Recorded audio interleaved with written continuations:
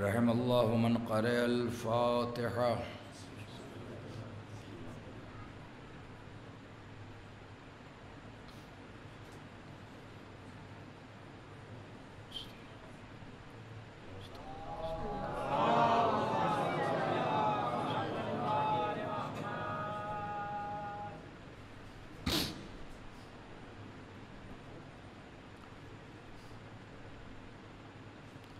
أعوذ بالله من الشيطان اللعين الرجيم. بسم الله الرحمن الرحيم. ولا حول ولا قوة إلا بالله توكلت على الحي الذي لا يموت. والحمد لله الذي لم يتخذ ولدا ولم يكن له شريك في الملك ولم يكن له ولي من الذل وكبره تكبيرا. والصلاة والسلام والتحية والإكرام على النبي الأمي المكي المدني القرشي الهاشمي وعلى ملة البيضاء وسراج الليلة الظلمة أول العدد وصاحب الأبد أبي القاسم محمد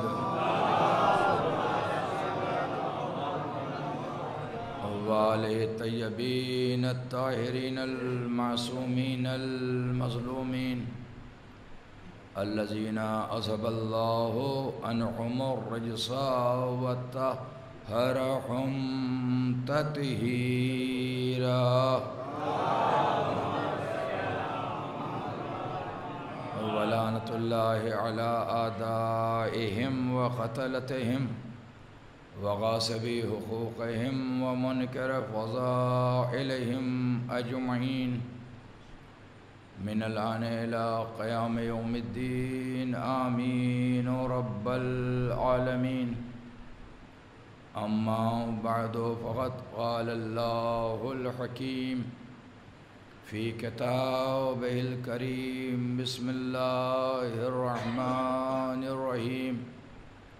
ويقول الذين كفروا لست مرسلا قل كفى بالله شهيدا بيني وبينكم ومن عنده علم الكتاب. صلوات محمد.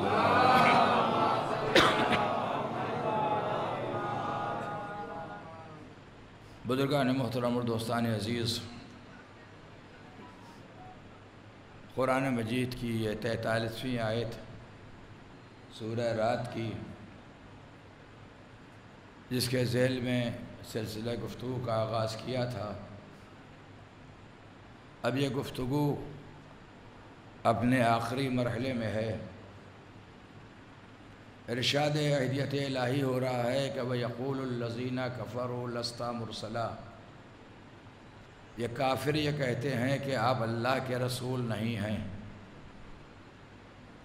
تو آپ ان سے کہہ دیجئے قُلْ كَفَى بِاللَّهِ شَهِيدًا بَيْنِي وَبَيْنَكُمْ وَمَنْ عِنْدَهُ عِلْمُ الْكِتَابِ. آپ ان سے کہہ دیجئے کہ رسالت کے مسئلے میں تمہارے اور میرے درمیان اللہ کی گواہی کافی ہے، اور اس کی گواہی کافی ہے جس کے پاس کل کتاب کا علم ہے.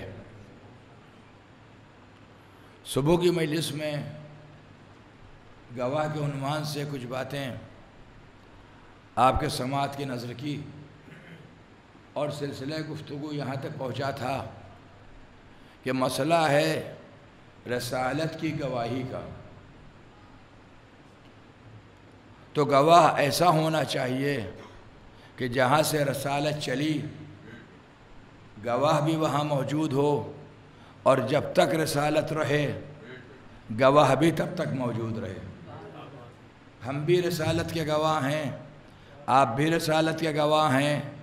زمانے رسول میں جو افراد تھے وہ بھی رسالت کے گواہ ہیں، لیکن ان کی گواہی کو پروردگار عالم نے رسالت کی گواہی کے طور پر اپنی کتاب میں پیش نہیں کیا، اس لیے کہ ہم جو گواہی دیں گے جتنی ہماری مدت عمر ہوگی اس کے اعتبار سے گواہی ہوگی۔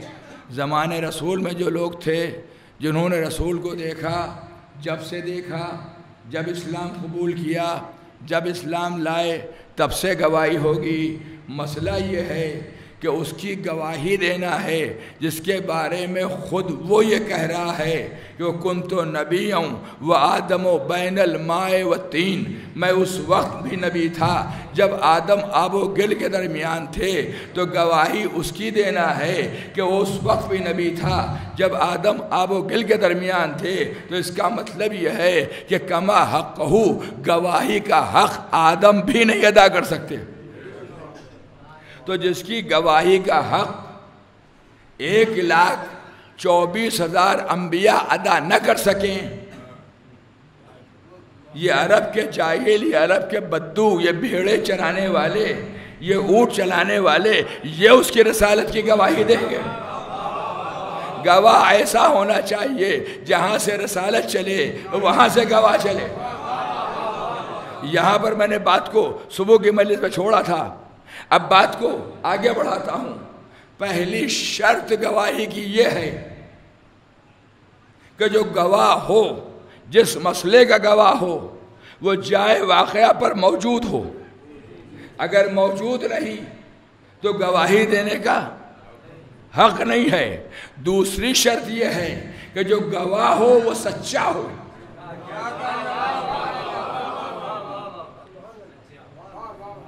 دوسری شرط یہ ہے کہ گواہ ہو وہ سچا ہو، اور ایک شرط اور بھی ہے کہ جس چیز کی گواہی دے رہا ہو اس کا عارف بھی ہو۔ ایک سلوات بھیج دیں محمد اور آل محمد۔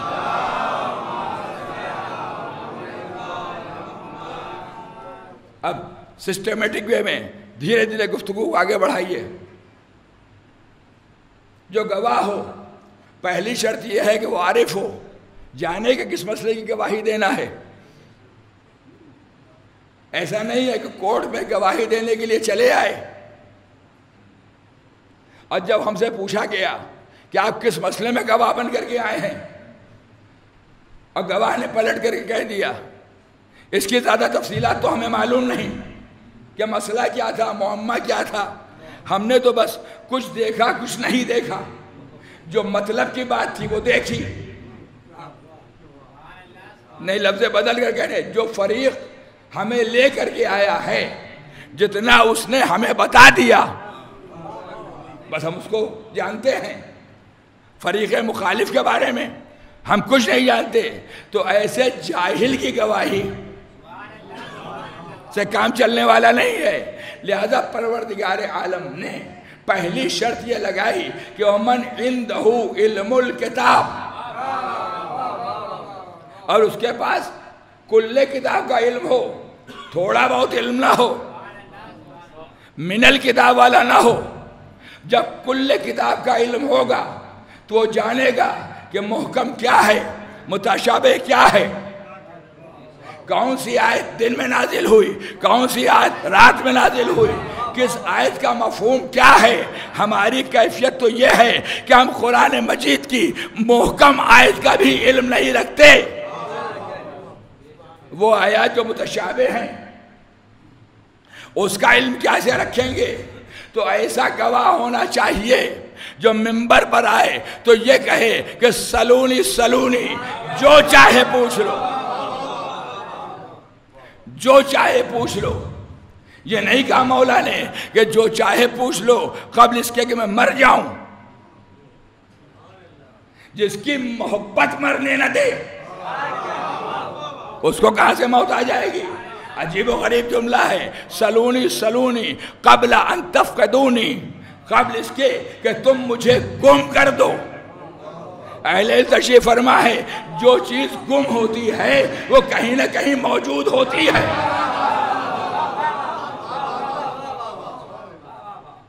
مثلا میرا موبائل گم ہو گیا، تو کہیں نہ کہیں تو ہوگا، بس ہماری رسائی میں نہیں ہوگا۔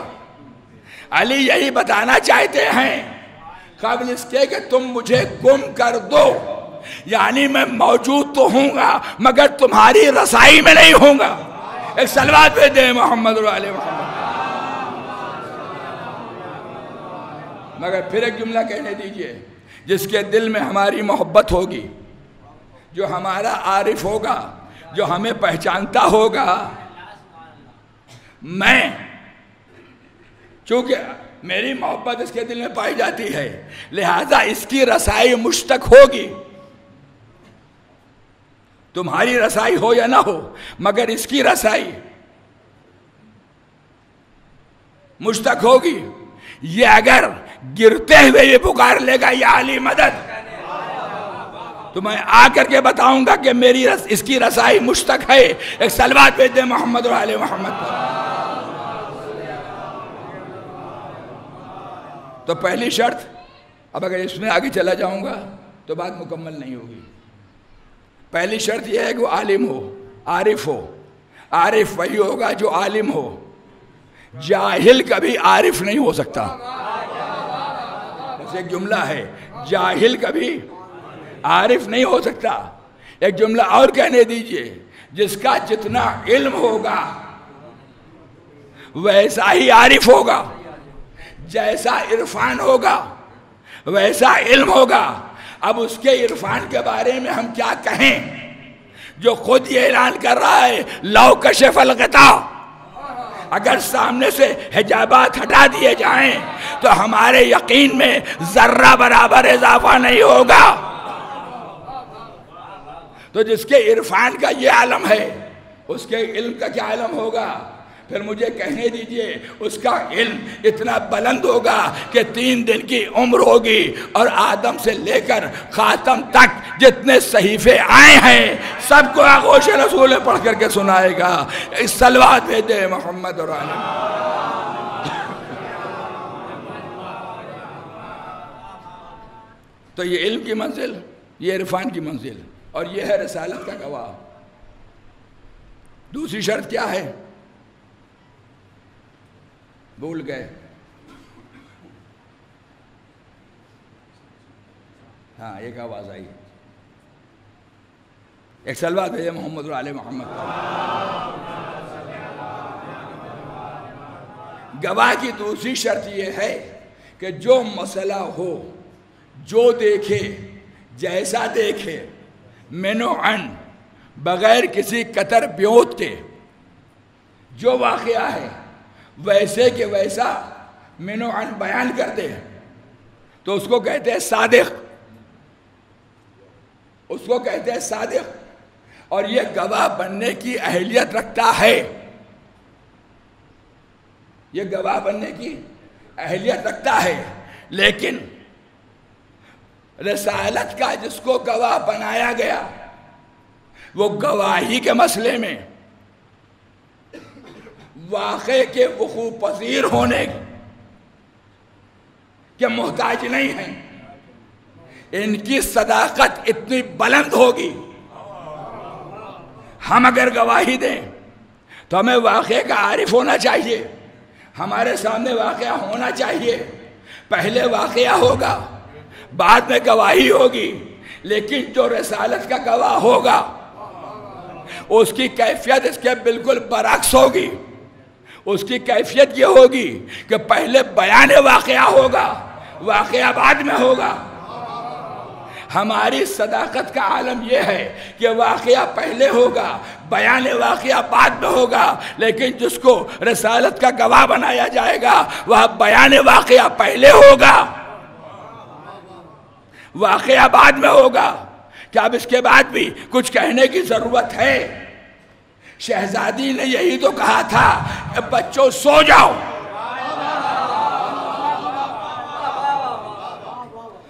بچوں سو جاؤ، تمہارے لباس درزی کے ہاں گئے ہیں۔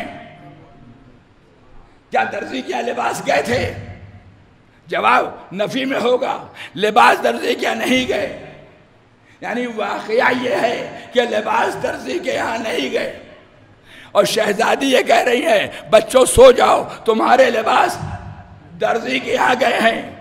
تو جو بول رہی ہیں وہ خلاف واقعہ ہے، یعنی بیان واقعہ پہلے ہے، اب واقعہ بعد میں سامنے آیا کہ آ کر کے رضوان بہشت نے جب دروازہ کھٹکھٹایا تو یہی کہا آنے والا رضوان ہے، مگر ہمت نہیں ہے کہ اپنے کو رضوان کہہ دے۔ اگر رضوان کہہ دے گا تو بات واقعے کے خلاف ہو جائے گی، بیان واقعہ کے خلاف ہو جائے گی۔ سیدہ نے رضوان نہیں کہا، درزی کہا ہے۔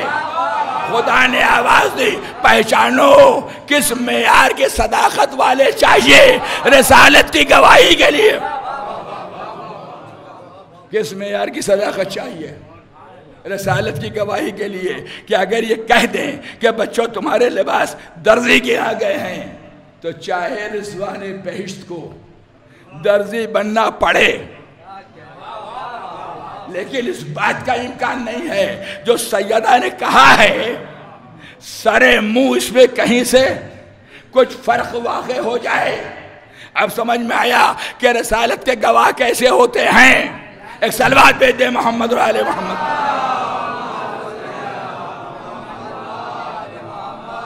اب دور جانے کی ضرورت نہیں ہے، ایک واقعے کی طرف اشارہ کر دوں، اور واقعہ بھی روایت والا نہیں، قرآن کا واقعہ۔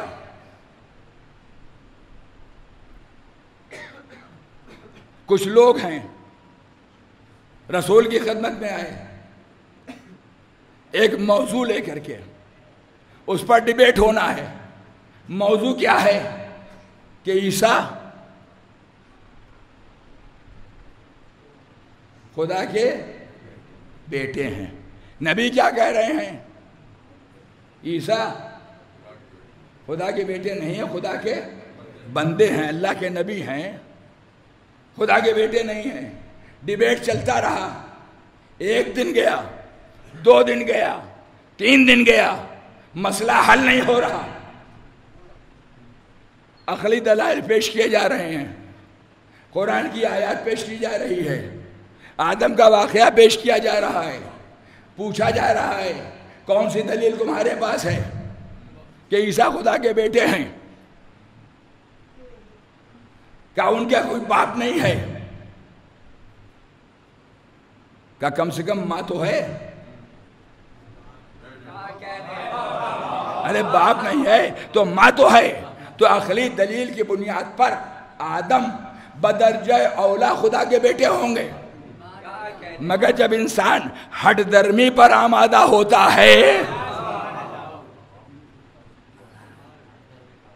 تو جو بالکل واضح اور روشن دلائل ہوتے ہیں وہ بھی انسان کے سمجھ میں نہیں آتے۔ نتیجہ کیا ہوا؟ سمجھ میں نہیں آیا۔ عقلی دلائل پیش کیے گئے، سمجھ میں نہیں آیا۔ اصول کی باتیں کی گئیں، سمجھ میں نہیں آیا۔ قرآن کی آیات پیش کی گئیں، سمجھ میں نہیں آیا۔ اور جب سمجھ میں نہیں آیا تو پیشانی قدرت پر بل پڑ گئے۔ یہ سمجھتے ہیں کہ ہمارے رسول کا کوئی گواہ نہیں ہے، یہ سمجھتے ہیں کہ ہمارے رسول کا رسالت کے مسئلے میں کوئی گواہ نہیں ہے۔ معاذ اللہ قاکم بدہن، ہمارا رسول جو کچھ کہہ رہا ہے اس میں کوئی کمی ہے۔ قرآن مجید کی آیت آ گئی، اے میرے حبیب ان پر حجت تمام ہو گئی۔ اے کاش میری بات رائگاں نہ ہونے پائے، یقیناً آپ تھکے ہوئے ہیں اور تھکے ہوئے ذہن سے سن رہے ہیں، مگر میں بالکل تازہ دم ہوں، اس لیے کہ ذاکر کبھی نہیں تھکتا۔ ایک صلوات بھیجے محمد اور آل محمد۔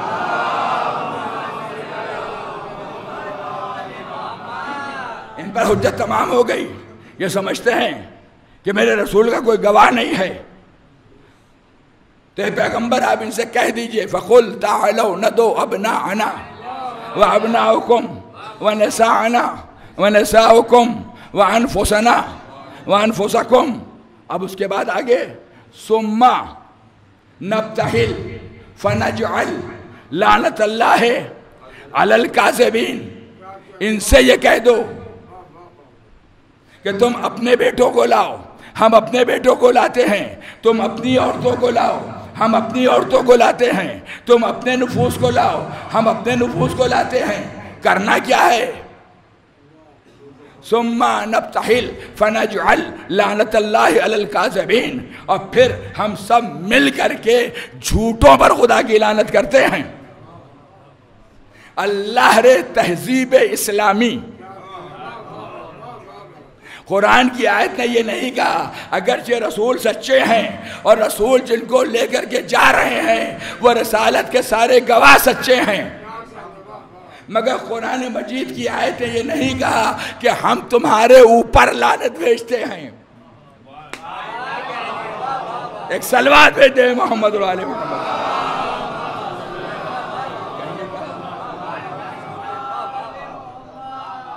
یہ نہیں کہا ہم تمہارے اوپر پھر لعنت بھیجتے ہیں اس لیے کہ تمہاری سمجھ میں قرآن نہیں آ رہا۔ یہ صاحب خلق عظیم ہیں، لہذا ادب ہے، تہذیب اسلامی ہے۔ آؤ تمہاری سمجھ میں بات نہیں آ رہی، ایک میدان کا انتخاب کر لو، سب جمع ہو جائیں، پورا مباہلہ پڑھنا مقصود نہیں ہے، سب جمع ہو جائیں، اور جب سب جمع ہو جائیں تو اسی میدان میں تم بھی آ جاؤ، ہم بھی آ جاتے ہیں۔ جن پر تمہیں بھروسہ ہے تم ان کو لے آؤ، جن پر ہمیں بھروسہ ہے، جن پر تمہیں بھروسہ ہے تم لے آؤ، جن پر ہمیں بھروسہ ہے ہم لے آتے ہیں۔ اور اس کے بعد یہ نہیں کہا جا رہا ایک دوسرے پر لعنت کرتے ہیں۔ قربان ہو جائے ہماری جانیں تہذیب اسلامی پر۔ یہ نہیں کہا کہ تم ہمارے پر لعنت بھیجو، ہم تمہارے پر لعنت بھیجیں، اگرچہ مسئلہ یہی تھا، یہی تو مسئلہ تھا، لیکن جو آیت ہے سب جمع ہو جاؤ اور اس کے بعد جھوٹوں پر خدا کی لعنت بھیجتے ہیں۔ قرآن مجید نے رہتی دنیا تک ایک معیار پیش کر دیا کہ لعنت بھیجنا تمہارا کام ہے، لعنت اپنا مصداق کو ڈھونڈ لے گی، لہذا زیادہ پریشان ہونے کی ضرورت نہیں ہے۔ اپنے کو جھوٹ سے بچاؤ، جھوٹوں پر لعنت بھیجو، اپنے کو غصب سے بچاؤ، غاصبوں پر لعنت بھیجو، اپنے کو ظلم سے بچاؤ، ظالموں پر لعنت بھیجو، انشاءاللہ لعنت اپنا مصداق کو ڈھونڈ لے گی۔ ایک صلوات بھیج دے محمد اور آل محمد۔ اب بات کو تھوڑا آگے بڑھائیے، وہاں صورتحال کیا ہے؟ جو بڑے بڑے جگادری ہیں، بچوں کو سمجھانے کے لیے جو بڑے بڑے جگادری ہیں اور اہل علم کے لیے، ان کی نظر میں جو عالم العلماء ہیں، بہت پہنچے ہوئے، علم دسترس ہے، بہت پارسا ہیں، اپنی دانست میں اللہ سے بہت قریب ہیں، ایک جملہ کہنے کو دل چاہ رہا ہے، اس کا انتخاب کیسے ہوا ہوگا؟ ارے بھائی یا تو الیکشن ہوا ہوگا یا سلیکشن ہوا ہوگا، یا دونوں ہوا ہوگا۔ الیکشن اور سلیکشن کے نتیجے میں جو پہنچے ہوئے لوگ تھے سب آ گئے۔ نبی نے کسی سے نہیں کہا، ہونا تو یہ چاہیے تھا کہ نبی مسجد میں خطبہ دیتے کہ بھائی رسالت پر وقت پڑا ہے، مسئلہ رسالت کی صداقت کی گواہی کا ہے، تم میں سے کون ہے جو آج ہمارے ساتھ چلے گا؟ کہیں ملا آپ کو کہ نبی نے کوئی خطبہ دیا ہو فصیح و بلیغ؟ کوئی خطبہ نہیں، اس لیے کہ آیت تو بہت وسیع ہے، ایک کے لیے واحد، دو کے لیے تثنیہ، یہاں پر جمع کے الفاظ استعمال ہو رہے ہیں، ابناءنا و ابناؤکم، نساءنا و نساؤکم، انفسنا و انفسکم، سب جمع کے الفاظ ہیں، تو آیت میں بہت وسعت ہے۔ اگر نبی نے کوئی خطبہ دے کر کے لوگوں کو نہیں بلایا تو جن کی صداقت پر بھروسہ تھا نبی کو، انہی کو بلا لیتے۔ مجھے ایک جملہ کہنے دیجئے، آپ چاہے جس کو آپ صدیق و صدیقہ بنا لیجئے، مگر یہ سارے مباہلے کے بعد کی پیداوار ہیں۔ اب کب کی پیداوار ہیں؟ یہ خودرو کہاں سے پیدا ہو گئے مجھے کچھ پتا نہیں، مگر یہ سب مباہلے کے بعد کی پیداوار ہیں۔ آیت میں گنجائش، آیت میں وسعت، نبی نے کسی کو بلایا نہیں۔ 3 دن سے لگاتار مسجد میں ڈیبیٹ ہو رہا ہے، بحث و مباحثہ ہو رہا ہے۔ 3 دن میں 5 وقت کی نماز، ہر چیز کتابوں میں نہیں ملتی۔ 5 وقت کی نماز، نبی نماز پڑھا رہے ہیں، اصحاب آ رہے ہیں اور یہ دیکھ رہے ہیں ڈیبیٹ ہو رہا ہے۔ تو 3 دن میں 15 وقت کی نماز پڑھی، ڈیبیٹ ہوتے ہوئے دیکھا، اب آیت بھی آ گئی۔ تو ان کی غیرت اسلامی کا تقاضا تھا کہ نہیں کہ خدا کے رسول ہم بھی چلیں گے؟ آبرو رسالت کا مسئلہ ہے بھائی۔ 15 مرتبہ کم سے کم مسجد آئے اور چلے گئے، ڈیبیٹ کو دیکھ رہے ہیں لوگ، بات نہیں مان رہے۔ کیا ہو گیا؟ ایک صلوات بھیجے محمد و آل محمد۔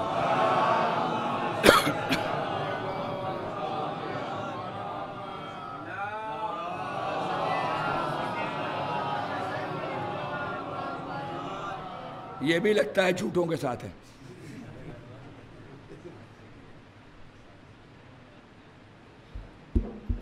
ایک تو کام کر رہا ہے، چلیے ایک بھی دعا صلوات بھیجے محمد و آل محمد۔ تو 3 دن میں 5 سے 15 وقت کی نمازیں پڑھی، ڈیبیٹ دیکھ رہے ہیں، آیت بھی آ گئی ہے۔ تو ان کی غیرت اسلامی کا تقاضا تھا کہ نہیں کہ ہم بھی ساتھ چلیں گے؟ آپ کی رسالت کا مسئلہ ہے، ہم نے آپ کا کلمہ پڑھا ہے، ہم بھی چلیں گے، چل کر کے میدان مباہلہ میں ہم بھی مباہلہ کریں گے، رسالت کی گواہی دیں گے، ہمیں بھی آپ اپنے ساتھ لے چلیے۔ تاریخ کو کھنگال کر کے آپ مجھے بتائیے کوئی ایک بوڑھا آیا ہو، کوئی ایک خاتون آئی ہو، سناٹا، نہ کوئی صحابی آیا، نہ کوئی مرد آیا، نہ کوئی خاتون آئی، تو آپ مجھے کہنے دیجئے اگر صداقت پیغمبر پر اعتبار ہوتا، بھائی نبی لے جائیں گے یا نہیں لے جائیں گے یہ ان کا فیصلہ ہے، وہ فیصلہ کریں گے۔ ہمیں تو محبت رسالت کے تحت چل کر کے پیشکش تو کرنا چاہیے۔ کسی کا پیشکش نہ کرنا اس بات کی دلیل ہے کہ یہ سب جانتے تھے کہ زبان سے تو ہم کہہ رہے ہیں محمد رسول اللہ، لیکن ابھی حلق کے نیچے ٹھیک سے ایک سلوات بھیج دے محمد و آل محمد پر۔ ذرا مباہلہ ہو جانے دو، دیکھیں عذاب کس پر آتا ہے، اس کے بعد پھر کلمہ مستحکم ہو جائے گا۔ بلکہ میرا دل یہ کہتا ہے، اس پر آپ مجھ سے دلیل نہ مانگیے گا، صاف بات بتا دیتا ہوں، اس لیے میں نے کہیں کتاب میں پڑھا نہیں، میرا دل یہ کہتا ہے کہ اگر کسی نے ارادہ بھی کیا ہوگا تو لوگوں نے روکا ہوگا۔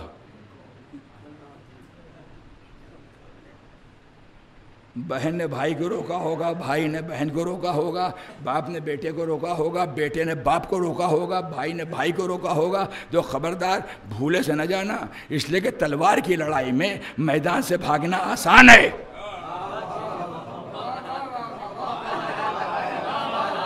دلیل نہ مانگیے گا، ایک سلوات بھیجے محمد و آل محمد۔ بھائی تلوار کی لڑائی میں میدان سے بھاگنا آسان ہے، بہت آسان کام یہ ہے، بس اتنا ہی تو کرنا ہے کہ فارغ اللباس ہو جانا ہے اور بس۔ ایک سلوات بھیجے محمد و آل محمد۔ لیکن مسئلہ ہے عذاب پروردگار کا، تو میدان جہاد میں جانے کے بعد تلوار سے تو بچا جا سکتا ہے، عذاب الہی سے نہیں بچا جا سکتا۔ نہ کوئی گیا، نہ نبی نے کسی کو بلایا، نہ کوئی آیا، نہ کسی نے کوئی پیشکش کی۔ اب ایک تاریخی بات آپ کو بتا رہا ہوں، جب مباہلہ ہوا تو نبی کے بیٹے جناب ابراہیم موجود تھے۔ حکم قرآن کیا ہے؟ فَقُلْ تَعَالَوْا نَدْعُوا أَبْنَاءَنَا، اب ابناءکم، اپنے بیٹوں کو لاؤ، ہم اپنے بیٹوں کو لاتے ہیں۔ تو نبی کا اپنا بیٹا موجود ہے، مگر نبی اس کو نہیں لے کر کے گئے۔ تب مجھے کہنے دیجئے، امت کے بھی کان کھڑے ہو گئے کہ جب سرکار اپنے بیٹے کو خود لے کر کے نہیں جا رہے تو ہمارے بیٹوں کی کیا حیثیت ہے؟ گویا مباہلے نے یہ بات فیصل کر دی کہ نگاہ رسالت میں جو رسالت کے گواہ ہیں ان کا معیار صداقت کتنا بلند ہے۔ ایسے سچے چاہیے۔ اب نبی گھر سے نکلے تو کس انداز سے نکلے؟ اب نانا کی منزل میں حسن اور حسین ہیں، نسانا کی منزل میں فاطمہ ہیں، انفسنا کی منزل میں صرف علی ہیں۔ ایک جملہ کہنے دیجئے، وہ انسان جو ہر مارکے میں، ہر محاذ میں سب سے آگے، وہ آج سب سے پیچھے۔ مسئلہ یہ تھا کہ اس کی تلوار کی کاٹ کا سکہ چل رہا تھا، بہادروں کے پتے اس کی تلوار کے سامنے پانی ہو رہے تھے۔ بدر گواہ علی سورما، احد گواہ علی سامنت، خندق و خیبر گواہ علی دلیر۔ اب مباہلہ ہے سب سے آخر میں۔ نہیں غور کیا آپ نے؟ وہ میرا مزاج نہیں ہے کہ کہاں بیٹھے اور کیا سن رہے ہیں۔ میں جتنا پڑھ رہا ہوں آپ اس سے زیادہ سمجھ رہے ہیں، مگر سو کے سن رہے ہیں۔ ایک صلوات بھیجئے محمد علیہ وسلم۔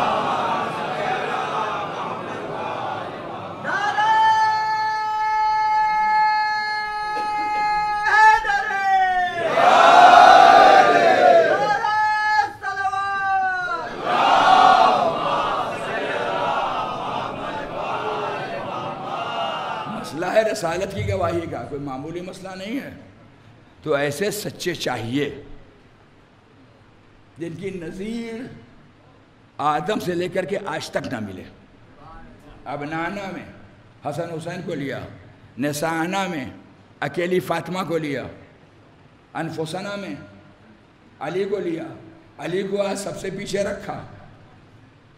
پالنے والے نبی تو آیت میں جو ترتیب آئی ہے اس کے حساب سے لے کر کے آئے، تو انہیں انفسنا کو سب سے آگے کیوں نہیں رکھا؟ وہ جو ہر میدان میں سب سے آگے، آج سب سے پیچھے کا مسئلہ تلوار کا نہیں ہے، مسئلہ دعا کا ہے۔ لہذا جو کمسن بچے ہیں وہ سب سے آگے ہوں گے بڑے اچھے انداز سے۔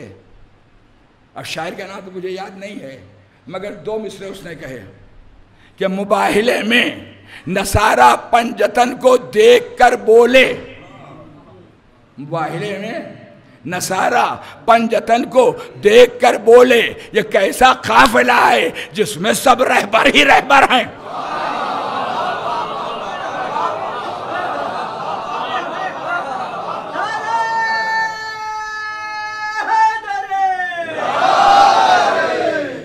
مباہلے میں نصارہ پنجتن کو دیکھ کر بولے، یہ کیسا قافلہ ہے جس میں سب رہبر ہی رہبر ہیں۔ ارے بھائی، جب کوئی قافلہ ہوتا ہے تو کوئی رہبر ہوتا ہے، کوئی رہرو ہوتا ہے، لیکن یہاں صورتحال یہ ہے جتنے رہبر تھے سب کو لے کر کے نبی چلے۔ اور عجیب اہتمام ہے، حسین کو آغوش میں لیے ہیں، حسن کی انگلی پکڑے ہیں، فاطمہ پشت پر ہیں، علی اس کے پیچھے ہیں۔ صبح کی مجلس میں نے عرض کیا تھا، مرکزی حیثیت چادر کسا میں فاطمہ کی، اور میدان مباہلہ میں مرکزی حیثیت فاطمہ کی، دنیا عظمت فاطمہ کا اندازہ لگائے، فاطمہ درمیان میں ہیں، مرکزی حیثیت میں ہیں، ایک قدم آگے بڑھ جائیں تو مقام نبوت پر پہنچ جائیں، اور ایک قدم پیچھے جائیں تب مقام امامت ملے۔ ایک صلوات بھیج دے محمد و آل محمد۔ نہیں غور کیا آپ نے؟ بیدار ہو جائی تو عرض کر دو ایک صلوات بھیج دے محمد و آل محمد پر۔ پوری ذمہ داری سے کہہ رہا ہوں، اہل علم تشریف فرما ہے، بات سمجھ میں نہ آئے یہیں پر ٹوک دیجئے گا، اترنے کا انتظار نہ کیجئے گا، اس لیے کہ بغیر دلیل کوئی بات کہنے کا عادی نہیں ہوں۔ فاطمہ اس ذات کا نام ہے، اس کیریکٹر کا نام ہے جو امامت سے ایک قدم آگے، نبوت سے ایک قدم پیچھے، جو امامت سے ایک قدم آگے ہو اس کو فاطمہ کہتے ہیں، جو نبوت سے ایک قدم پیچھے ہو اس کو فاطمہ کہتے ہیں۔ نہیں غور کیا آپ نے؟ اصل مسئلہ یہ ہے، علی کا عمل حجت ہے مگر نبی کے بعد، فاطمہ کا عمل حجت ہے مگر نبی کے ساتھ۔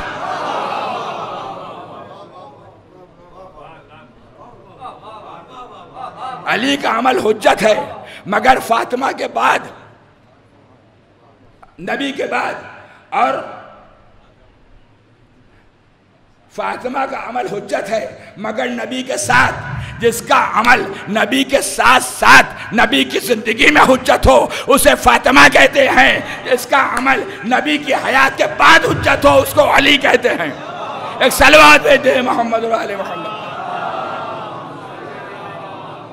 اور شاید یہی راز تھا کہ نبی نے یہ نہیں کہا کہ اگر فاطمہ نہ ہوتی تو علی کا کوئی کفو نہ ہوتا، بلکہ یہ کہہ رہے ہیں اگر علی نہ ہوتے تو فاطمہ کا کوئی ہمسر نہ ہوتا۔ ایک صلوات بھیجتے ہیں محمد و آل محمد۔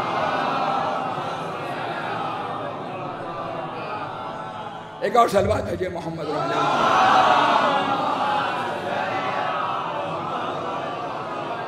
فاطمہ اس صادقہ کا نام ہے کہ اگر دربار میں آئیں تو صدیق کے پسینے چھوٹ جائیں۔ ایک صلوات بھیجے محمد و آل محمد پر۔ پھر 4ویں سے سن لیجئے، موقع سے یاد آ گئے، شاید آپ ہی لوگوں کے لیے یاد آئے ہیں۔ ایک صلوات بھیجے محمد و آل محمد پر۔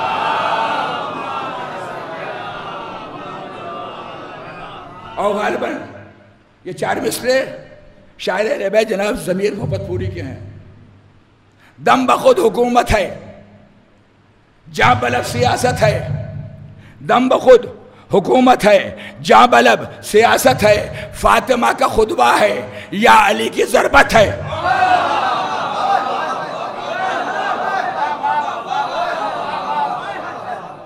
دم بخود حکومت ہے، جاں بلب سیاست ہے، فاطمہ کا خطبہ ہے یا علی کی ضربت ہے۔ نقش پائے مرسل پر نقش پائے زہرا ہے، اور نقش پائے زہرا پر گام زن امامت ہے۔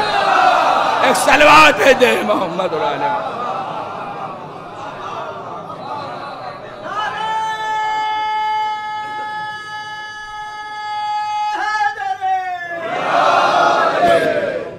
یہ مختصر سا قافلہ ہے جس کو لے کر کے سرکار ختم مرتبت رسالت کے گواہ بنا کر کے میدان مباہلہ میں آئے، میدان مباہلہ میں رسالت کا گواہ بنا کر کے لائے۔ اب جب نصارہ نجران نے دیکھا، آنکھیں کھلی، دہن پھٹا، سمجھ میں نہیں آ رہا کرے تو کیا کریں۔ آج تو غلط جگہ بیانہ دے دیا، فوراً کہتے ہیں کہ ہم مباہلہ نہیں کریں گے، جزیہ دینے پر تیار ہو گئے۔ اب بہت موٹی رقم جزیہ کے طور پر دی ہے، مگر مباہلہ پہنچنا مقصود نہیں ہے، لہذا اس تفصیلات میں نہیں جا رہا ہوں۔ جزیہ دیا گیا، یعنی اپنی شکست کو قبول کیا۔ اب مجھے ایک جملہ کہنے دیجئے، مباہلے سے پہلے جتنی لڑائیاں ہوئیں جس میں علی کی تلوار سے دشمن کے پتے پانی ہوئے، کوئی ایک لڑائی کا نام بتائیے جس نے کافر میں اپنی شکست تسلیم کی ہو۔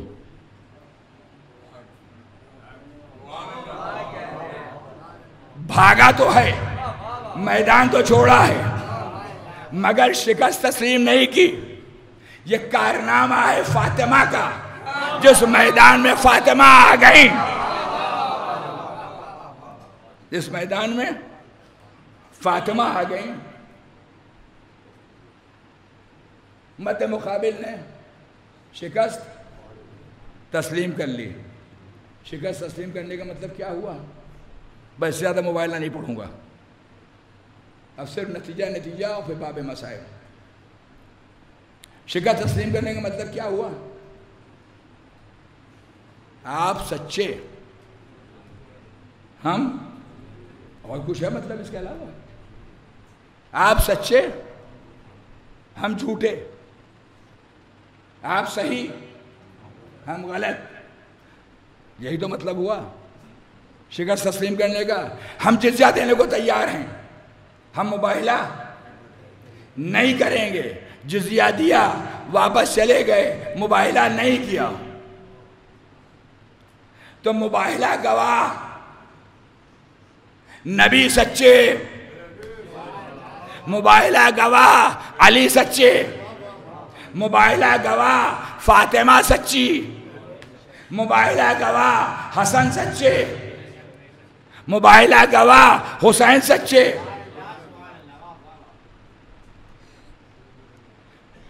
علی، فاطمہ، حسن، حسین، یہ چار ہیں رسالت کے گواہ۔ اب مباہلے نے آواز دی، یہ چاروں کے چاروں سچے۔ کبھی کبھی چیزوں کا تعارف اس کی ضد سے ہوتا ہے۔ اگر رات نہ ہو تو دن کے کیا معنی ہیں؟ اگر سفیدی نہ ہو، سیاہی کا کیا مفہوم؟ اگر لمبائی نہ ہو تو چھوٹے ہونے کا کیا مطلب؟ چیزیں اپنی سے پہچانی جاتی ہیں۔ تو جھوٹ، اور ایک اور فیصلہ کل لیا ہے کہ اجتماع ضدین امر محال ہے۔ دن اور رات دونوں جمع ہو جائیں ممکن نہیں۔ ایک ہی چیز سفید بھی ہو سیاہ بھی ہو ممکن نہیں۔ ایک ہی انسان گورا بھی ہو کالا بھی ہو ممکن نہیں، یا گورا ہوگا یا کالا ہوگا، اس لیے کہ اجتماع ضدین امر محال ہے۔ ایک ہی موقف میں کوئی سچا بھی ہو کوئی جھوٹا بھی ہو نہیں ہو سکتا، یہ امر محال ہے۔ اجتماع ضدین امر محال ہے۔ مباہلے میں فیصلہ ہو گیا کہ نصارہ نجران جھوٹے۔ ایک فیصلہ آپ کے حوالے کرنا چاہ رہا ہوں، نصارہ نجران جھوٹے، اور ان کے مقابلے میں جو آئے، اس لیے کہ اجتماع ضدین امر محال ہے، جو ان کے مقابلے میں آیا وہ سچا۔ ان کے مقابلے میں نبی آئے، نبی سچے، علی آئے،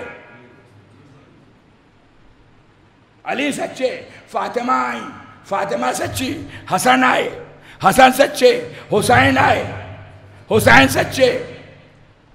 اس لیے یہ سب جمع ہوئے تھے جھوٹوں پر اللہ کی لعنت بھیجنے کے لیے۔ اب ایک فیصلہ ہو گیا کہ جیب سے موبائل نکال کر مباہلے میں آئے ہوئے افراد کی فوٹو کھینچ لیجئے،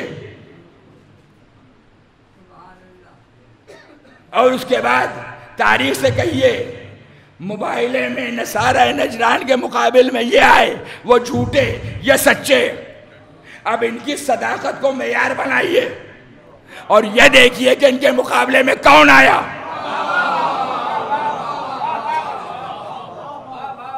ان کے مقابلے میں کون آیا؟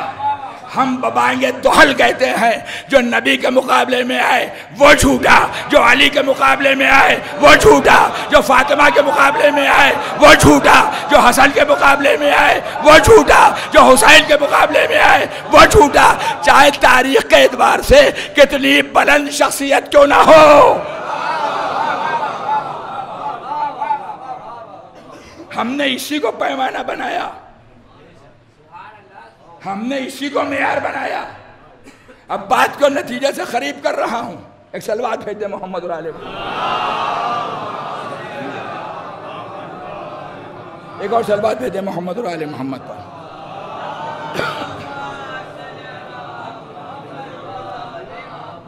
جو نبی کے مقابلے میں آئے متوجہ نہیں، ہو جائے کام، ایک صلوات بھیجے محمد علیہ محمد۔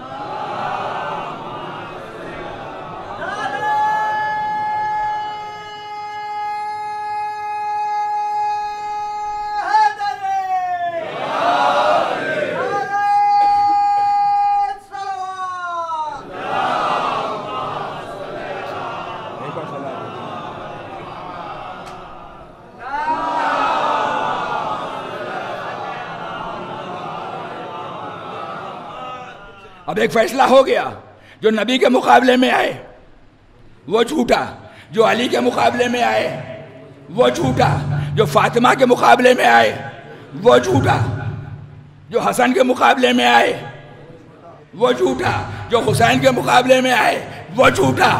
آج شب عاشور کے مجلس میں ہم دنیا والوں کو مکتب اہل بیت کا پتہ بتا رہے ہیں کہ ہماری نظر میں اگر کوئی معیار ہے بعد وفات رسول تو یہی افراد ہیں۔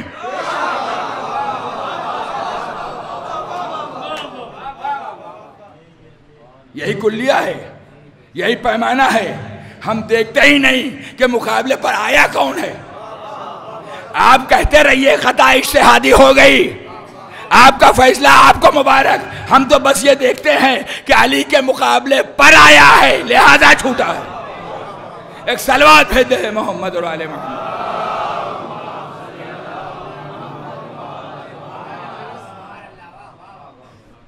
دیکھیے تقریباً 1 گھنٹہ ہو گیا نا، تب بات کو سمیٹ رہا ہوں۔ ایک صلوات بھیجے محمد اور آل محمد۔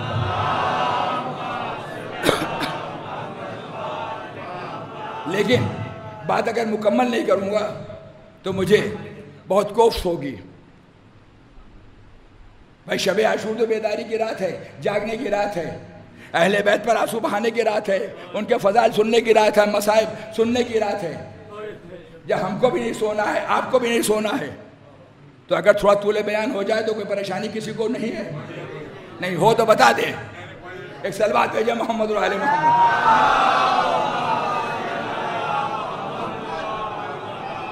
اب ان سچوں کو معیار بنا کر قیامت تک جھوٹوں کو پہچانتے چلے جائیے۔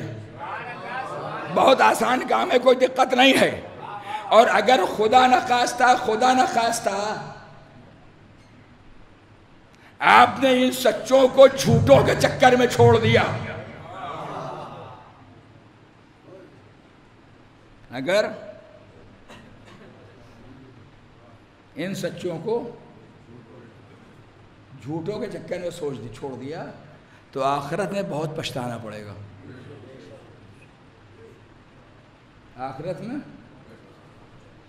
اور یہ ہمارا فیصلہ نہیں ہے، نہیں قرآن کا فیصلہ ہے۔ آج ہی میں قرآن مجید پڑھ رہا تھا، پتہ نہیں کہاں سے یہ آیت نگاہ کے سامنے آ گئی، اور چونکہ آج ہی دیکھا ہے نگاہ کے سامنے آئی، لہذا اتنا موقع بھی نہیں ملا کہ یاد کر لیتے۔ بھائی عربی ہماری زبان نہیں ہے، عربی کی گرامر سے زیادہ واقف نہیں ہے، تو یاد کرنے کا موقع نہیں ملا۔ لیکن آیت کا نمبر میں نے یاد کر لیا، سورہ بقرہ آیت نمبر 166 اور آیت نمبر 167۔ سچوں کو چھوڑ کر کے جن لوگوں نے جھوٹوں کی بات مانی، جھوٹوں کی پیروی کی، ان کو اپنا رہبر مان لیا، ان کو اپنا پیر مان لیا۔ قرآن مجید کے تیور بہت سخت ہیں۔ ایک صلوات بھیجے محمد اور آل محمد۔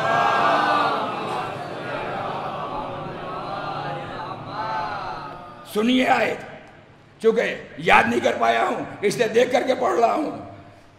تبرأ الذین اتبعوا من الذین اتبعوا ورأوا العذاب وتقطعهم بهم الاسباب. قیامت کا دن وہ دن ہوگا جب غلط رہبروں کے جن لوگ اتباع کریں گے وہ رہبر اپنا دامن چھڑا کر کے بھاگیں گے.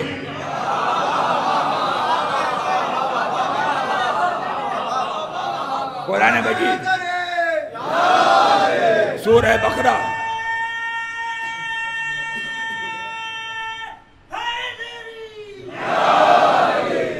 قرآن مجید سورہ بقرہ 166 نمبر کی آیت میں نے آپ کے سامنے پڑھی. اذ تبرأ الذین اتبعوا من الذین اتبعوا ورأوا العذاب وتقطعهم بهم الاسباب.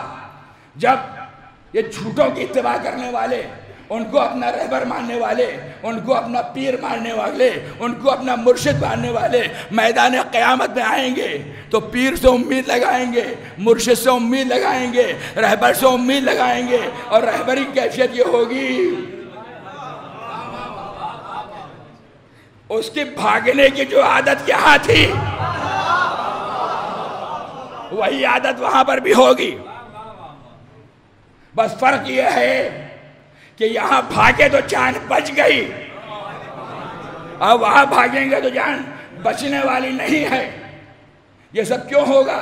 کہ وہ دونوں اپنا اپنا عذاب دیکھ رہے ہوں گے. یہ قرآن مجید ہے، کوئی روایت نہیں ہے. وَرَأَوُا الْعَذَابَ وَتَقَطَّعَهُمْ بِهِمُ الْأَسْبَابُ. اپنا عذاب دونوں دیکھ رہے ہوں گے اور سارے وسائل، ساری امیدیں ختم ہو چکی ہوں گی. اس لیے کہ اب قیامت کا زمانہ ہے. وَقَالَ الَّذِينَ اتَّبَعُوا لَوْ أَنَّ لَنَا كَرَّةً فَنَتَبَرَّأَ مِنْهُمْ كَمَا تَبَرَّؤُوا مِنَّا. تب یہ کہیں گے کون؟ جنہوں نے جھوٹوں کا رہبر مانا ہے، اے کاش ہم نے دنیا میں ان کی بات نہ مانی ہوتی، ان جھوٹوں کو اپنا رہبر نہ مانا ہوتا، ان کی بات نہ مانی ہوتی. اور ان کی نہ مانی ہوتی تو اس کا مطلب کیا ہوا؟ سچوں کی مانی ہوتی.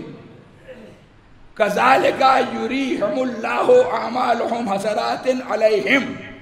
مگر اب ان کے اعمال ان کو حسرت کے علاوہ کچھ نہیں دیں گے. یہ قرآن کی آیت ہے. وَمَا هُمْ بِخَارِجِينَ مِنَ النَّارِ. اور دونوں میں سے کوئی ایک بھی اب جہنم سے نکل نہیں پائے گا. نہ پیر، نہ مرشد، نہ رہبر، نہ رہرو، سب کے لیے جہنم ہے. اور عجیب و غریب بات ہے، دونوں آیتوں میں لفظ تبرؤ استعمال کیا گیا ہے، یعنی کنارہ کشی کرنا، یہ دوری اختیار کریں گے. لیکن اصل میں یہ لفظ بنا ہے تبرع سے. تب مجھے کہنے دیجئے جن لوگوں نے دنیا میں تبرع نہیں کیا آخرت میں پچھتانا بھی پڑے گا اور تبرع بھی کرنا پڑے گا. ایک صلوات دے محمد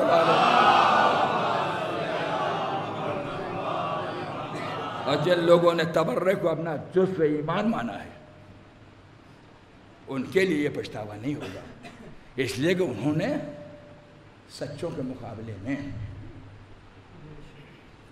کبھی جھوٹوں کو نہیں مانا. ایک صلوات بھیجتے ہیں مل جل کر کے محمد.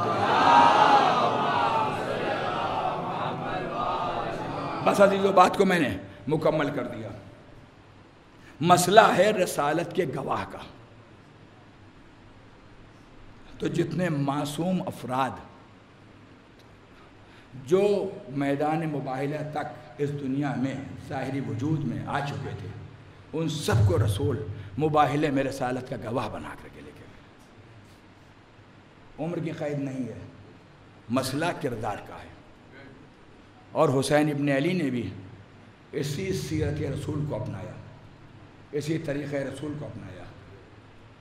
سن و سال کو نہیں دیکھا، عمر کو نہیں دیکھا، خاندان کو نہیں دیکھا، قبیلے کو نہیں دیکھا، رنگ و نسل کو نہیں دیکھا، بلکہ یہ دیکھا کہ کون ہے جو حسین کی آواز پر لبیک کہنے کی صلاحیت رکھتا ہے.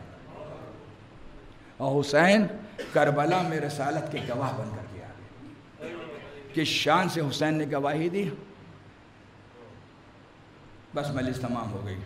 اس شان سے گواہی دی کہ فقط اپنے نانا کی رسالت کی گواہی نہیں دیتے، بلکہ حقیقت حال یہ ہے کہ انبیاء ما سبق کی نبوتوں کی بھی گواہی دی۔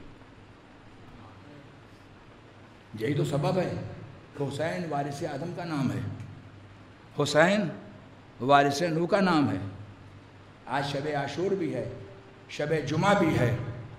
آپ لوگ زیارت وارثہ آپ نے پڑھی ہوگی کہ آپ نے کہا السلام علیکہ یا وارثہ آدم صفوۃ اللہ، السلام علیکہ یا وارثہ نوح نبی اللہ، السلام علیکہ یا وارثہ ابراہیم خلیل اللہ، السلام علیکہ یا وارثہ موسیٰ کلیم اللہ، السلام علیکہ یا وارثہ عیسیٰ روح اللہ، السلام علیکہ یا وارثہ محمد حبیب اللہ، السلام علیکہ یا وارثہ امیر المومنین علی ولی اللہ۔ یہی تو کہا۔ میں آپ سے پوچھتا ہوں، یہ جو ہم حسین کے پاس جو انبیاء کی وراثت ہے اس کی گواہی دے رہے ہیں، کیا یہ کوئی نسلی وراثت ہے؟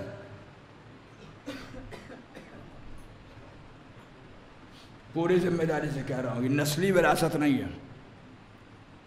اگر نسلی وراثت ہوتی تو زیارت وارثہ میں یہ ہوتا کہ السلام علیکہ یا وارثہ آدم صفوۃ اللہ، السلام علیکہ یا وارثہ نوح نبی اللہ، السلام علیکہ یا وارثہ ابراہیم خلیل اللہ، مگر یہ نہ ہوتا کہ السلام علیکہ یا وارثہ موسیٰ کلیم اللہ، یہ نہ ہوتا کہ السلام علیکہ یا وارثہ عیسیٰ روح اللہ۔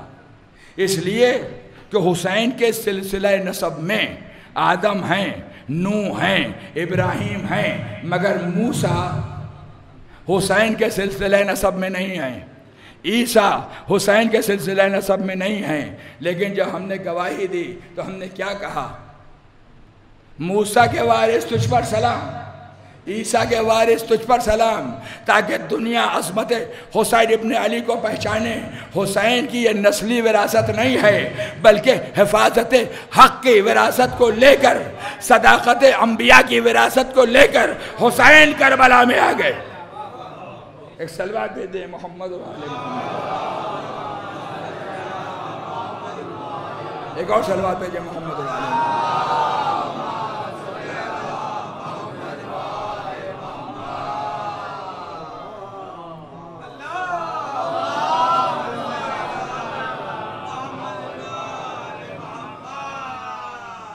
ایک بردہ سب لوگ مل کر کے ایک صلوات بھیج دیں۔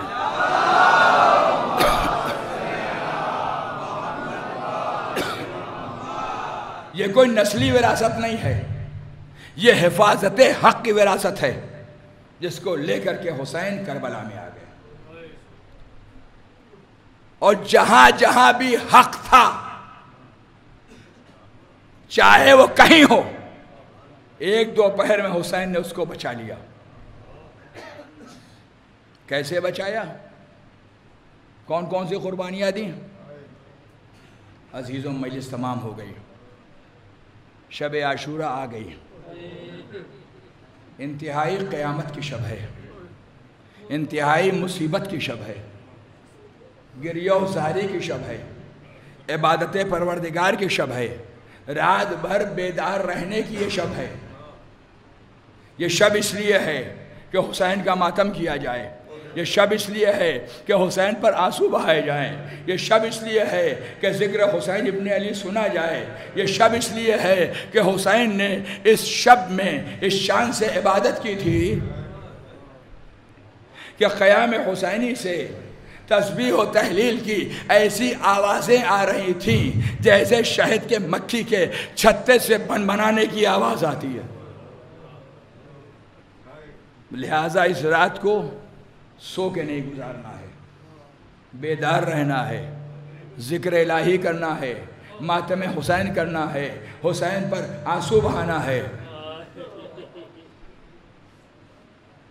عاشور کے اعمال میں اور شب عاشور کے اعمال میں من جملہ تمام نمازوں کے، زیارتوں کے ایک عمل کی بہت تاکید ہے کہ کثرت سے سورہ قل اللہ کی تلاوت کی جائے، کثرت سے سورہ قل اللہ کی تلاوت کی جائے۔ آقا بہجت یہ کہتے ہیں کہ محرم کا چاند نمودار ہونے کے بعد سے 10 محرم تک انسان کو چاہیے کہ روزانہ سورہ قل اللہ کی ایک تسبیح پڑھے۔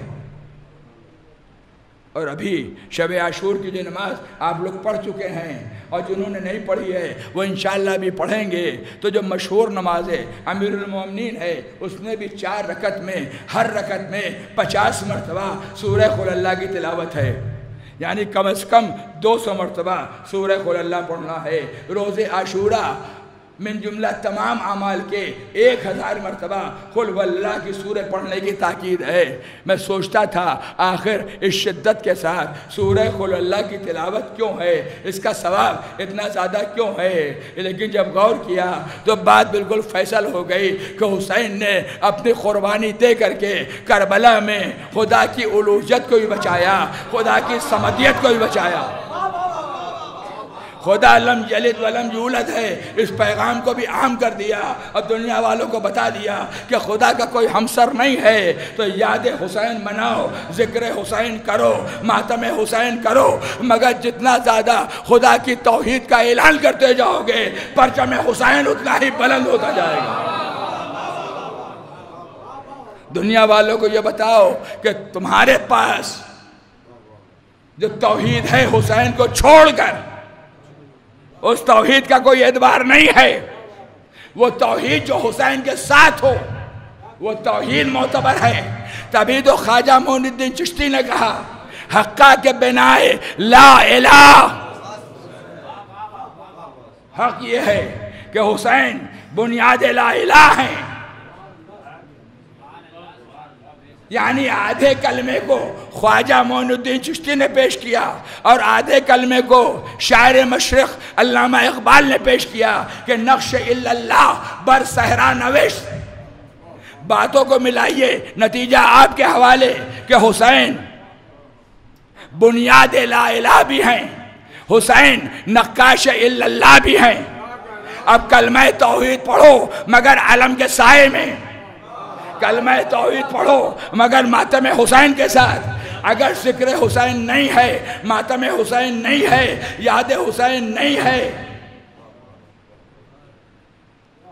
حسین کا پرچم ہاتھوں میں نہیں ہے، تو یہ کلمہ توحید بھی ریاکاری کے علاوہ کچھ نہیں ہے۔ حسین نے آبروئے کلمہ بچا لیا، حسین نے آبروئے توحید بچائی۔ کس شان سے بچائی؟ کسی مجلس میں نے عرض کیا تھا کہ کسی قربانی کو دیکھنے کے لیے یہ دیکھنا پڑتا ہے کہ قربانی دینے والے نے کیا قربان کیا۔ کربلا آنے کے بعد یہ دیکھنا پڑتا ہے حسین نے کیا بچایا۔ بس مجلس تمام ہو گئی، مصائب بھی تھوڑا زیادہ ہوں گے، جہاں تک میری طاقت و ہمت ساتھ دے گی پڑھوں گا، اس لیے کہ پتہ نہیں سال آئندہ کون زندہ رہے۔ صبح کی مجلس میں نے کہا تھا ہماری نگاہیں ان لوگوں کو فرش ازاں پر ڈھونڈ رہی ہیں جو سال گزشتہ ہمارے ساتھ اسی فرش پر موجود تھے، مگر قضاء و قدر الہی نے ساتھ نہیں دیا۔ آج وہ ہمارے ساتھ اس فرش ازاں پر نہیں ہے، اگلے سال نہ جانے کون ہوگا۔ میری تو بس ایک دعا ہے، پالنے والے یا تو آئندہ سال کا محرم نصیب ہو، اور یا پھر محرم کے زمانے میں جب مجلس عزا برپا ہو تو ہماری روح کو اتنی اجازت دے دینا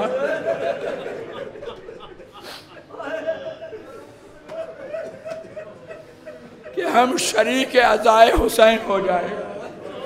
تیرے فیصلے پر سر تسلیم خم ہے، جو تیرا فیصلہ ہے اس پر ہم لبیک کہہ رہے ہیں، لیکن ہماری روح کو اتنی اجازت دے دینا کہ جہاں کہیں مجلس ہو ہم فرش عزا پر آ کر کے ذکر سرکار سید الشہداء سن چکے۔ یہ فرش عزا نہیں ہے، بہت محترم بہت متبرک مقام ہے، ہر ایک کو یہ فرش نصیب نہیں ہوتا، بڑی قسمت سے ملتا ہے۔ فاطمہ کی دعاؤں کے نتیجے میں ملتا ہے. ہم جتنا شکر ادا کریں اتنا کم ہے کہ ہم مصداق دعائے فاطمہ ہیں. حسین نے کربلا میں کیا بچایا؟ خدا کی قسم جو کچھ خدائے حسین نے حسین کو دیا تھا سب کچھ راہ معبود میں قربان کر دیا. مجلس کے بعد کئی شبیہ برآمد ہوں گی، لہذا اسی مناسبت سے چند جملے سن لیجئے. اور سب سے آخر میں غریب کربلا کی رخصت، اس لیے کہ حسین مظلوم ہمارا مہمان آج ہمارے درمیان سے رخصت ہو رہا ہے. رومال فاطمہ خالی نہ رہے. نہل و شیون کے ساتھ اپنے مہمان کو رخصت کیجئے. بچے جو اگلے برس ہم ہیں اور یہ غم پھر ہے، اور جو چل بسے تو یہ اپنا سلام آخر.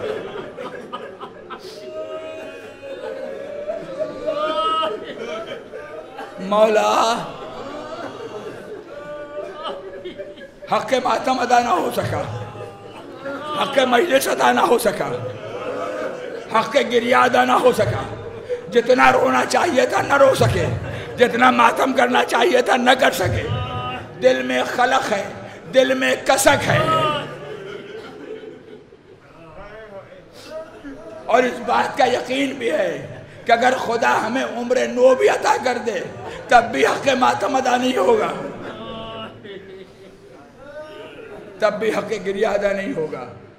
ہم کہاں حسین پر گریہ کہاں، ہم کہاں حسین کا ماتم کہاں.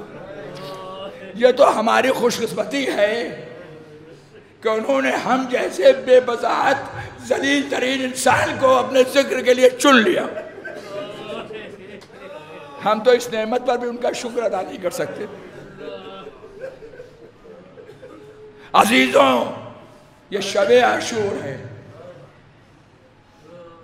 جب یہ رات تمام ہوئی، صبح عاشورہ نمودار ہوئی، قربانیوں کا بازار گرم ہوا.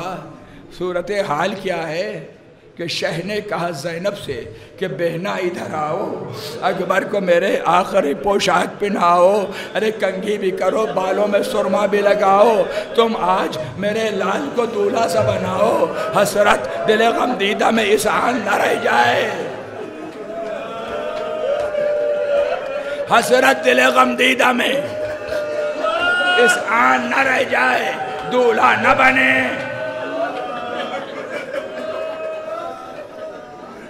ماں کو یہ ارمان نہ رہ جائے. زینب نے کہا میں تو یہ مانوں گی نہ زنہار، تم میرے بھی مالک، میرے بچوں کے بھی مختار، میں پاؤں پڑوں آپ کے یا سید ابرار. ارے اکبر پہ تصدق کرو، دونوں میرے دلدار، بے اس کے نہ کنبے میں میری بات بنے گی. ارے کہنے تو زمانے کو، بہن تو نہ کہے گی بیٹوں کے لیے اشک بہاؤں، تو قسم لو گر دھیان بھی احسان کا لاؤں، تو قسم لو ارے مردوں پہ جو چادر بھی اڑاؤں، تو قسم لو اے بھیا ارے سب رنج و خلق صبر کی میزان میں تلیں گے. ارے یہ بال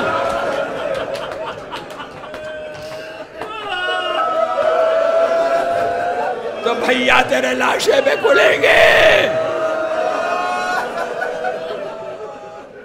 لیجئے اونو محمد کو اجازت ملی، اونو محمد میدان میں آئے. تھوڑی دیر گزری، دونوں بچوں کے جنازے آئے. زینب نے جنازوں کے مابین شکر کا سجدہ کیا. اب وہ منزل آئی، ہم شکل پیغمبر، وہ جو رفتار میں پیغمبر، گفتار میں پیغمبر، سیرت پیغمبر، صورت پیغمبر. آقا، بابا، ارے مرنے کی اجازت دے دیجئے. ادھر سے جناب قاسم آ رہے ہیں، چچا مرنے کی اجازت دے دیجئے. اونو محمد پر آنسو بہا چکے. جناب قاسم کو اجازت ملی، تھوڑی دیر گزری تھی کہ جسم کے ٹکڑے ایبا کے دامن میں اکٹھا کر کے حسین لائے. اب اس کے بعد وہ منزل آئی کہ ہم شکل پیغمبر، جو رفتار میں پیغمبر، گفتار میں پیغمبر، صورت میں پیغمبر، سیرت میں پیغمبر. حسین نے سر سے عمامے کو اتارا اور رخصت علی اکبر کے وقت ہاتھوں پہ لیا. پالنے والے اب تو گوار ہے، وہ چاہ رہا ہے جو رفتار میں پیغمبر، جو گفتار میں پیغمبر، جو صورت میں پیغمبر، جو سیرت میں پیغمبر. جب کبھی میں اپنے نانا کی زیارت کا مشتاق ہوا کرتا تھا، علی اکبر کو دیکھ لیا ہوتا تھا. علی اکبر میدان میں گئے، تھوڑی دیر میں مقتل سے ایک آواز آئی، یا ابتا علیک منی السلام، اے بابا ہمارا سلام آخر قبول کر لو. حسین نے مرثیہ پڑھا، یا بنیا علی الدنیا بعدک لفا، اے بیٹا سجھائی نہیں دے رہا، دکھائی نہیں دے رہا، اے بیٹا آواز دو تاکہ تمہاری آواز کے سہارے یہ بوڑھا باپ تمہاری لاش تک پہنچ سکے.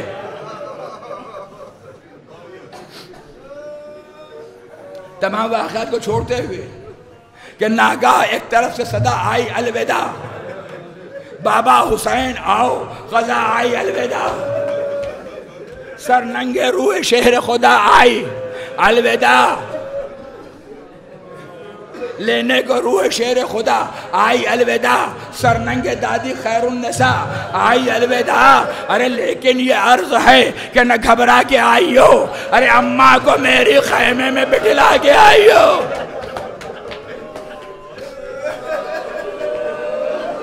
ماتم کیجئے علی اکبر کا. ارے شب عاشوراء آ گئی، اب نہیں روئیں گے تو کب روئیں گے؟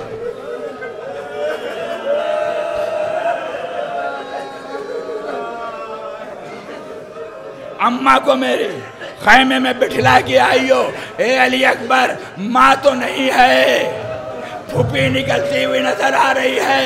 ارے بھیا سے نہ اٹھے گا، لاشا ہے برابر کا.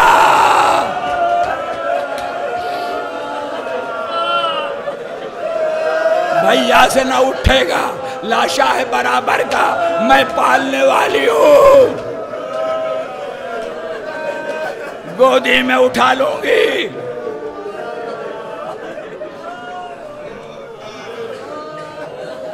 علی اکبر کا لاشا خیمے میں آیا.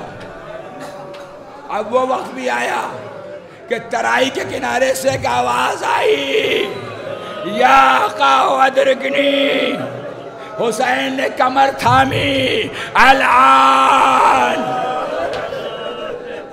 ان کا سر زہری، اے عباس تیرے مرنے سے کمر ٹوٹ گئی. بھائی کے لاش کو حسب وصیت ترائی کے کنارے چھوڑا، علم مبارک کو لیا، لے کر کے چلے خیمے میں آئے. اے بہن یہ علم نہیں ہے، عباس کا جنازہ ہے.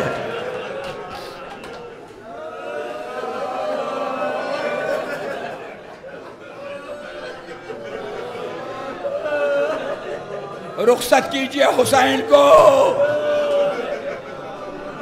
ہاں دوستو کمی نہ ہو، اب شور و شہن میں لو فاطمہ بھی آ گئی بزم حسین میں.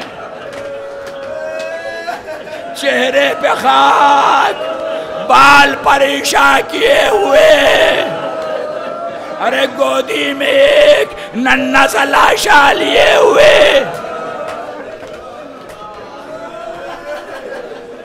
گویا یہ کہہ رہی ہیں بطول فلک مقام، اے بے وطن کے تعزیہ داروں میرا سلام.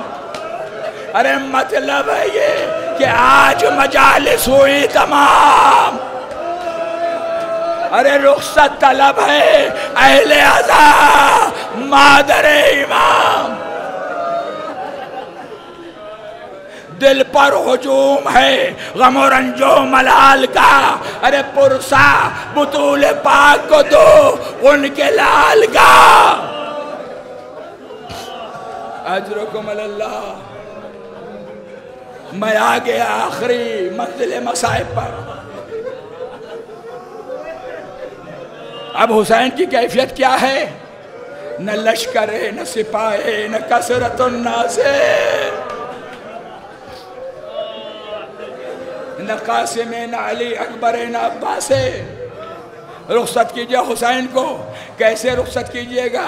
جیسے مدینے سے بوڑھی نانی نے رخصت کیا، یا ویسے رخصت کیجئے گا جیسے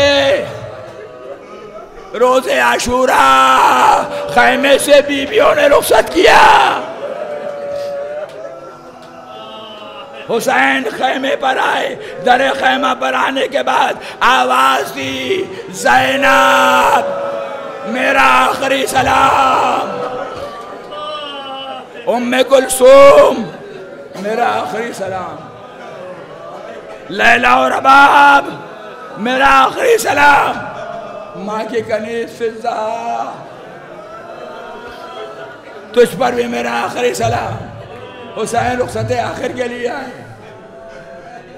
عزیزوں پڑھ لینا بہت آسان ہے، سن لینا بہت آسان ہے. خیمے میں جتنی بیویاں ہیں ان کی تمام تر کوشش یہ تھی کہ حسین بچ جائیں، آنو محمد قربان ہو جائیں، حسین بچ جائیں، قاسم مارے جائیں، حسین بچ جائیں، عباس قتل ہو جائے، حسین بچ جائے. کیا گزری ہوگی.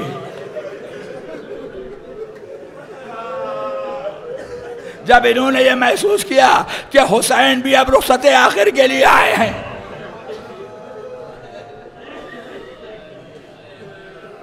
فضہ کو قریب بلایا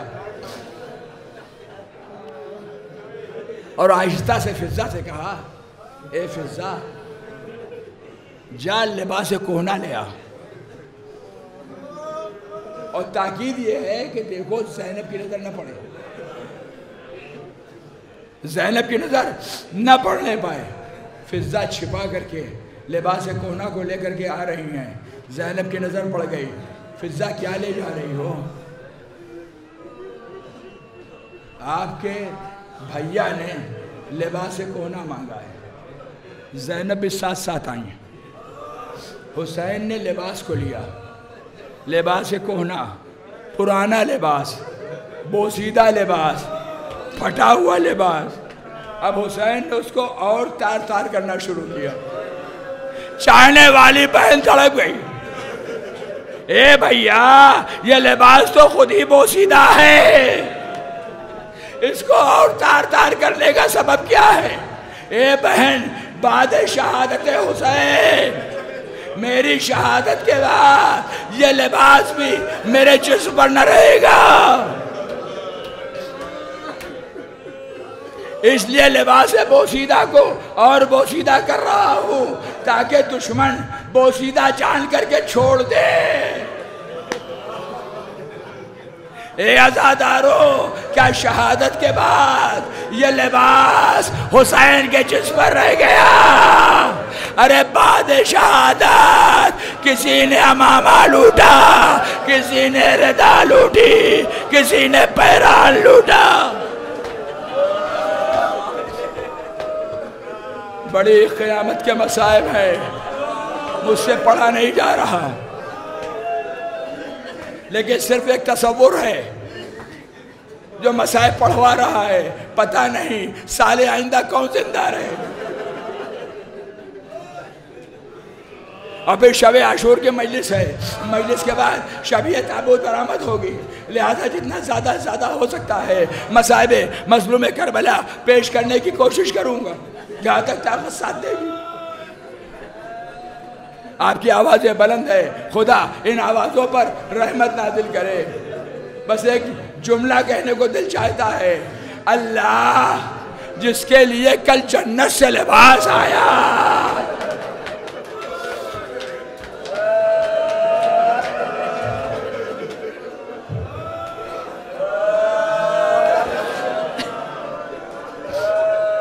اللہ جس کے لیے کل جنت سے لباس آیا، آج وہ لباس کہنہ کو بوسیدہ کر کے پہن رہا ہے. لباس کہنہ کو زیب تن کیا. زینب آگے بڑھی، اے بھیا ہم یہ چاہتے ہیں کہ ہم ایک حلقہ بنا لیں، آپ اس حلقے کے درمیان سے گزر جائیے۔ اس انداز سے شہزادی نے اپنے بھائی کو رخصت کیا۔ اب میں نے اپنے وطن الہ آباد میں دیکھا ہے، وہ غالباً سب جگہ یہی رسم ہوگی کہ جب ہمارے گھروں سے تعزیے جاتے ہیں تو ہماری مائیں، بہنیں اور بیٹیاں اسی طریقے کو اپناتی ہیں، تعزیوں کو بیچ میں رکھی ہے، خواتین حلقہ بناتی ہیں، بالوں کو بکھرا کر یا حسین الوداع۔ یہی وہ طریقہ ہے جو آج تک پالنے والے، تیرا وعدہ ہے کہ دکھے ہوئے دلوں کی دعا مستجاب ہوتی ہے۔ اے میرے مالک، 2 سال ہو گئے، یہ دوسرا سال ہے، ہم نے مظلوم کربلا کا تعزیہ دفنایا نہیں ہے۔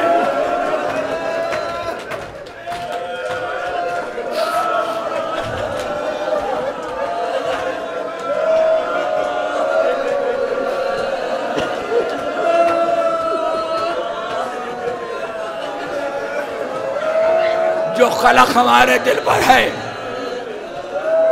اس کو خود تو بہتر طریقے سے جانتا ہے، بیان کرنے کی ضرورت نہیں ہے۔ اے میرے مالک، اس مہلک بیماری کو ختم کر دے تاکہ ہم جی کھول کر عزائے حسین برپا کر سکیں۔ عزائے حسین پر پابندی، جلوس پر پابندی، تعزیے پر پابندی۔ اللہ، حسین کل بھی بغیر دفن کے، اور آج ہماری بے کسی یہ ہے کہ ہم حسین کا تعزیہ بھی نہیں دینا پائے۔ خدا ہمارے پر پالنے والے ہماری دعا کو مستجاب کر لیں۔ آج رکم اللہ مجلس تمام ہو رہی ہے۔ حکومت کی پابندی، مراجع کرام کے فتاوے، لہذا حکومت کے حکم کا پاس و لحاظ کرتے ہوئے ہم تعزیہ دفناتے نہیں ہیں، اگرچہ ہمارا دل خون کے آنسو روتا ہے۔ حسین خیمے سے برآمد ہوئے، عجیب و غریب عالم ہے غربت کا، کبھی دائیں جانب دیکھا، کبھی بائیں جانب دیکھا۔ یا ابطال الصفا و یا فرسان الحجاب، اے میرے شہروں، اے میرے جابازوں، ارے تمہیں کیا ہو گیا ہے؟ حسین بلا رہا ہے۔ آؤ اور آ کر کے اپنے مولا کو سوار کرو، کوئی سوار کرنے والا نہیں۔ خیمے سے 2 بیویاں چادر میں لپٹی ہوئی نکلی، ابھی تو سر پر چادر سلامت ہے، چادر میں لپٹی ہوئی نکلی۔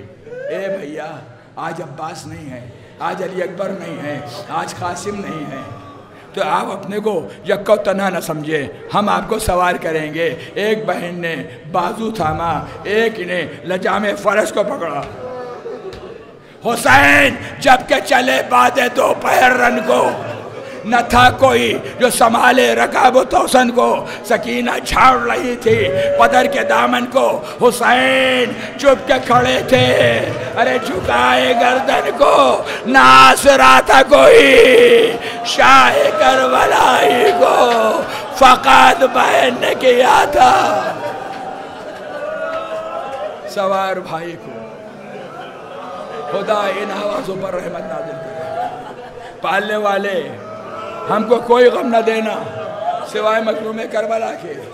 جملہ شیعان حیدر کرار جہاں کا یہ آباد ہے، ان کی جانوں مالوں سے تو آبرو کا تحفظ کرنا، ان کے دلی مقاصد کو پورا کر دینا۔ اے میرے مالک، ہمارے تمام گناہان کبیرہ اور تمام گناہان صغیرہ کو بخش دینا، معاف کر دینا۔ تجھے خون حسین کا واسطہ، جو بیمار ہیں ان کو بیمار کربلا کے صدقے میں شفاء کامل و عاجل عطا کر دینا۔ تجھے واسطہ ہے حسین کی غربت کا۔ حسین خیمے سے نکلے، میدان میں آئے، جنگ کرتے کرتے ایک مرتبہ بلندی پر گئے، اور بلندی پر جانے کے بعد حل من ناصر ینصرنا، حل من مغیث یغیثنا، حل من معین یعیننا، ہے کوئی جو میری مدد کرے، ہے کوئی جو میری نصرت کرے؟ کہ ایک مرتبہ خیمے سے رونے کی آواز بلند ہوئی، 6 مہینے کی جان جو جھولے میں غشی کے عالم میں ہے، پیاس کا غلبہ ہے، صدائے استغاثہ سننے کے بعد اپنے کو جھولے سے گرایا، حسین آئے، اصغر کو لیا، بلندی پر آئے، سوال آپ کیا، بچہ تیر سے شعبہ،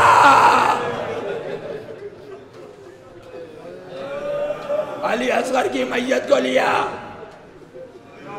پشت خیمہ پر آئے، ارے ننھی سی قبر کھود کے اصغر کو گاڑ کے شبیر اٹھ کھڑے ہوئے، دامن کو جھاڑ کے اب دوبارہ میدان میں آئے۔ پالنے والے جو کچھ تو نے مجھے دیا تھا سب ہم نے قربان کر دیا، اے میرے مالک اب میری جھولی میں کچھ بچا نہیں ہے، جو کچھ ہے سب میں نے تیری راہ میں قربان کر دیا، کوئی تحفہ تیرے قابل نہیں پاتا ہے حسین، ہاتھ خالی تیری درگاہ میں آتا ہے حسین۔ جنگ میں مصروف ہے، چاروں طرف سے آواز آ رہی ہے، یا حسین الامان، یا حسین الامان۔ جنگ کرتے ہوئے آگے بڑھ رہے ہیں، لشکر نخیلہ کی دیواروں سے ٹکرا رہا ہے۔ بڑے اچھے انداز میں شاعر کہتا ہے کہ شاہ ہر حملے میں کہتے تھے بحسرت دم جنگ، ہائے عباس نے دیکھی نہ لڑائی میری۔ پلٹے، لاشِ عباس پر آئے، گفتگو کرنا شروع کیا، اے بھیا بہت لڑنے کی تمنا تھی، یہ دشمن تو ہمارا مقابلہ نہیں کر پا رہے، ارے کیا ہوتا اگر تمہیں اذن جہاد دے دیتا؟ حسین مصروف جہاد ہے، چاروں طرف سے علمان، الحفیظ کی صدائیں بلند ہے کہ ایک مرتبہ ندائے غیبی آئی، یا ایت النفس المطمئنہ ارجعی الی ربک راضیۃ مرضیہ فادخلی فی عبادی وادخلی جنتی، اے میرے نفس مطمئنہ ارے پلٹا، اپنے رب کی بارگاہ میں میرے بندوں میں شامل ہو جا، میری جنت میں داخل ہو جا۔ ذوالفقار سے لہو پوچھا، شمشیر کو میان میں رکھا، بھاگا ہوا لشکر سمٹا، چاروں طرف سے حملے ہونے لگے، مجلس تمام ہو گئی، صرف چند جملے شبیہ کے استقبال کے لیے آمادہ ہو جائیے اور اپنے زمانے کے امام کو پرسا دیجئے، اے مولا یہ عزادار آئے ہیں آپ کے جد کا پرسا دینے کے لیے، اے مولا اپنے جد کا پرسا قبول کر لیجئے۔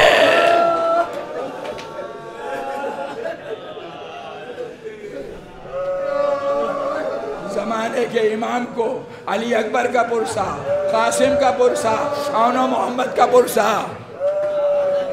زینب کی لٹی ہوئی چادر کا پرسا، ارے یہ پرسا اس کی بارگاہ میں ہے جو خود یہ کہہ رہا ہے جد نامدار، ارے دنیا نے میں پیچھے کر دیا کہ ہم کربلا میں نہیں تھے تو جب تک زندہ رہیں گے خون کے آنسو بہاتے رہیں گے۔ حسین پشت فرس پر جھوم رہے ہیں، چاروں طرف سے حملے ہو رہے ہیں۔ عزیزوں ایک مرتبہ ذوالجناح سے گفتگو کی،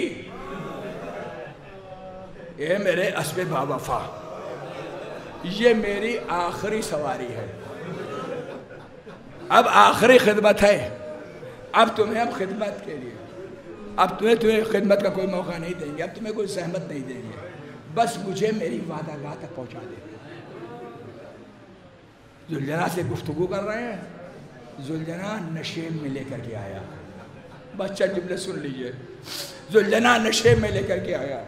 ایسا باوفا ہے کہ نشے میں پہنچنے کے بعد ذوالجناح نے آگے کے پیروں کو آگے بڑھایا, پیچھے کے پیروں کو پیچھے کیا, اپنے شکم کو زمین سے ملایا. جانتا ہے کوئی حسین کو اتارنے والا نہیں ہے. حسین پشت فرس سے چلے. زمانے کے امام نے مرثیہ پڑھا, ہمارا سلام اے جد مظلوم, جس کا لاشا نہ زین پر تھا نہ زمین پر تھا. تھوڑی دیر گزری, سر و تن میں جدائی ہوئی, زمین و آسمان زیر و زبر ہونے لگے. سیاہ دیا چلی, فرات کا پانی نے تو اچھلا, منادی نے ندا دی, الا قتل الحسین بکربلا, الا ذبح الحسین بکربلا.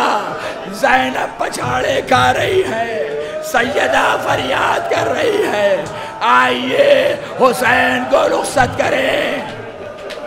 اے یادگار احمد مختار الوداع, اے جانشین حیدر کرار الوداع, اے امت رسول کے غمخوار الوداع. ارے رو کر کہو کہ عیش ابرار الوداع.